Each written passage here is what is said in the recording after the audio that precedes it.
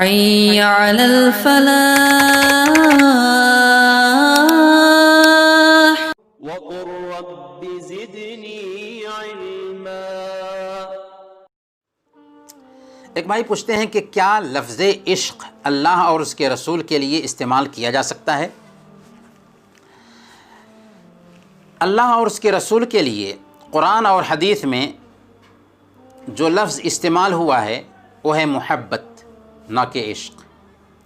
اور عشق کے لفظ میں شہوت کا مفہوم بھی پایا جاتا ہے، اس لیے ہم اپنی ماں کے لیے، اپنی بہن کے لیے، اپنی بیٹی کے لیے یہ لفظ استعمال نہیں کرتے۔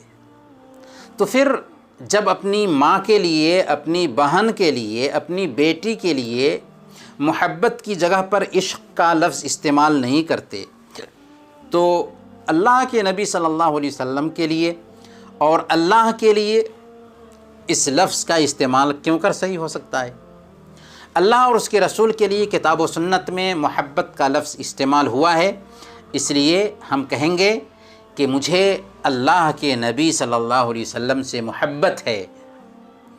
ہم اللہ کے نبی صلی اللہ علیہ وسلم سے محبت کرتے ہیں، ہم اللہ کے نبی صلی اللہ علیہ وسلم سے عشق نہیں کرتے، ہم عاشق رسول نہیں بلکہ ہم اللہ کے نبی صلی اللہ علیہ وسلم سے محبت کرنے والے ہیں، ہمیں اللہ کے نبی صلی اللہ علیہ وسلم سے محبت ہے۔